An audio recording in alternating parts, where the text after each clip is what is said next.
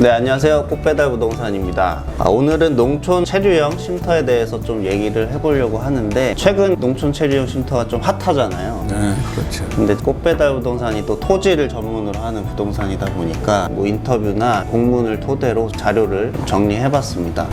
체류 쉼터 자체는 체험형으로 이용하기 위해서 누구나 살 수 있고 기존 있던 사람도 할 수 있는 게 농림부에서 발표한 내용이라고 보면 될 것 같습니다. 농업인뿐만 아니라 민간인들도 설치할 수 있다는 얘기네요. 그렇죠. 농지만 구입하면.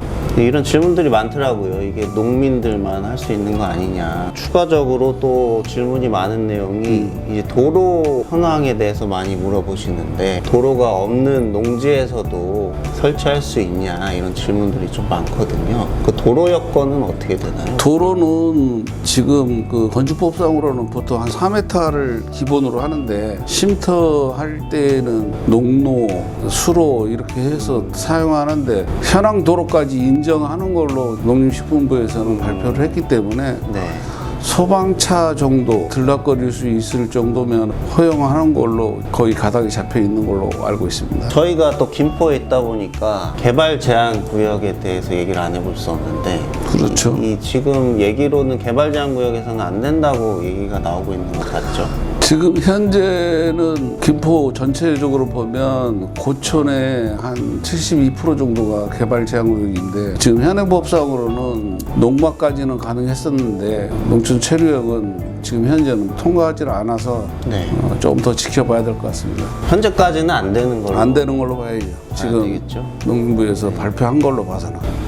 그러면 농지면 다 되는 건가요? 동 단위에 있는 농지도 가능한 건지. 농지로 형성되어 있는 거는 읍면 네. 동까지 다 가능하는 걸로 지금 발표가 돼 있으니까, 되려 네. 뭐 지목이 농지가 아니고 대지에다는 설치를 못하게 돼 있어요. 이게 가설건축물이라 위법이 되기 때문에 지금 농지에만 허용하는 걸로 돼 있습니다. 몇 평까지 설치가 가능한 건가요? 지금 그 농막은 6평, 발표한 거는 10평인데 네. 10평 중에서 처마나, 뭐 옛날에는 처마도 불법이었고 데크도 1.5m 이렇게 나오는 것도 불법이고, 네. 주차장도 주지 않았는데 주차장 2.5m에서 5m가 주차장 범위인데, 네. 그게 한 10평 정도 되거든, 정화조까지. 왜냐면 화장실도 허용을 하는 거라서. 다 허용하는 건 아니고 지자체 환경 문제만 걸리지 않으면 허용되는 걸로 돼 있으니까 합치면 한 10평 정도 되는데, 지금 법상으로는 그 2배니까, 그러면 20평에 2배니까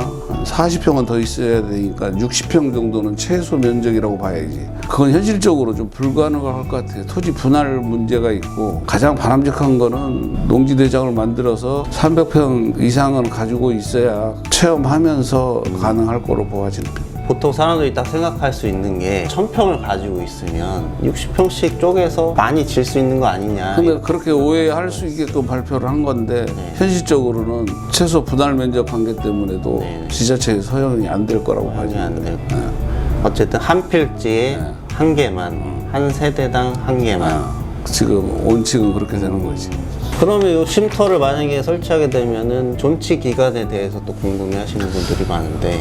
존치 기간은 지금 뭐 설왕설래 하긴 하지만 네. 3번 정도 연장하는 거니까 결국은 9년에서 한 12년까지 되는데 억울하다고 하잖아요. 예를 들어서 네. 한 1억 이상을 투자해가지고 이렇게 해놨는데 이거를 12년만 쓴다니까 경제적으로도 그렇고, 그것도 12년 이후에 지자체로 넘겼으니까 15년이 될 수도 있고, 네. 18년이 될 수도 있고, 이게 21년이 뭐 될 수도 있고. 지자체에 맡긴다라는 내용에 대해서 불만이 많은 거 애매모호한 거지. 그걸 확실하게 해야 되는데, 너무 또 지자체 장에 적극적이냐 소극적이냐에 따라서 허용하고 안 하고, 지금도 농막도 화장실을 허용하는 데가 있고 네.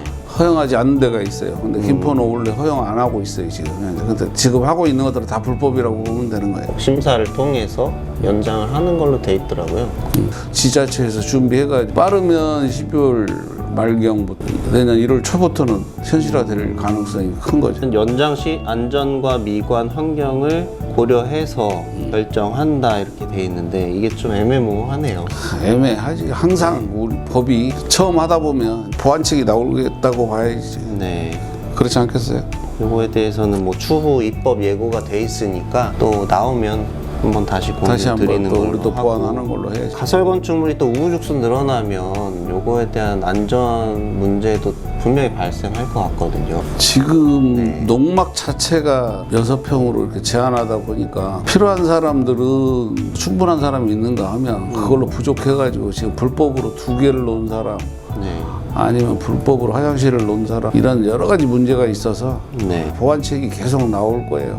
관리 차원에서 더 나을 수도 있겠네요. 당연하죠. 그러고 이거는 관리가 하겠다는 뜻이지 지금까지 방치해뒀으니까 지금 농막은 한 지자체에서도 그냥 유야무야 봐주는 경우가 많은 상황이라서 이제는 조금 관리를 하겠다는 뜻이 그래서 요거가 이제 시행한다고 했을 때 사람들이 걱정했던 부분들이 빈집, 또 농막도 마찬가지겠지만 많이 짓다 보면 나중에 또 빈집들이 많이 형성이 될 것 같아요. 없다고 볼 수가 없는 게 쉼터로 가게 되면 기존 농막을 버리는 경우가 많을 거라고. 물론 네. 지금 현재 농막하고 쉼터하고 기간을 3년 안에 늘리면 되는데 배보다 더 배꼽이 더 클 수 있다고. 시골에 빈집 많듯이 아마 네. 농막도 많이 생길 거라고 봐지는. 기존에 있죠. 그냥 농막을 가지고 있던 분들은 어떻게 해야 하는지가 또 궁금해 하시더라고요. 선택의 기로에 서 있는데 3년 내에 그 유예 기간을 주어서 기존 거를 보완하는 방법, 보완하는 비용이 더 들 수도 있고 네.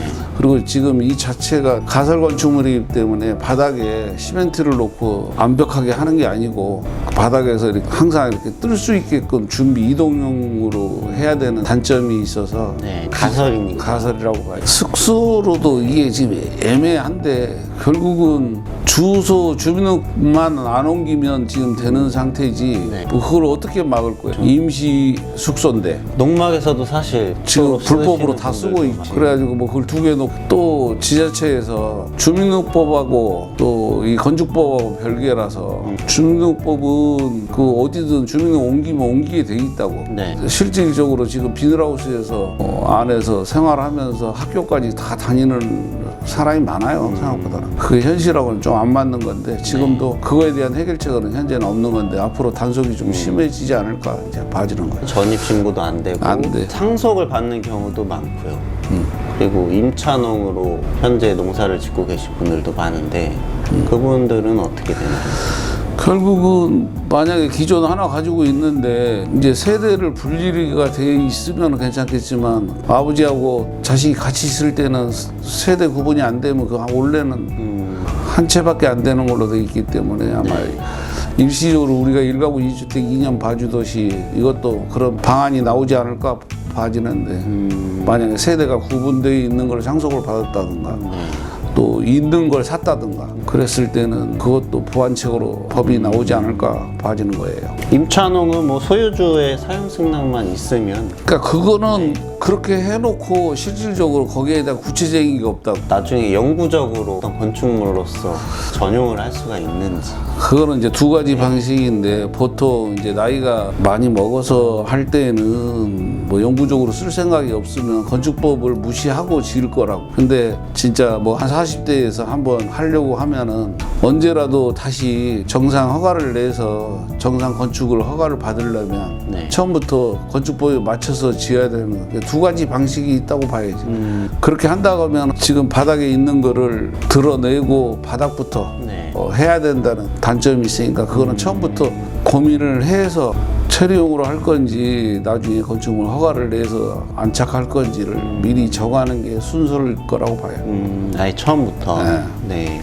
그러니까 지금 농림부에서 발표하는 게 아주 애매하게 발표를 해서 그걸 잘 모르고 그걸 사업하려고 하는 사람도 있어요 지금 현재.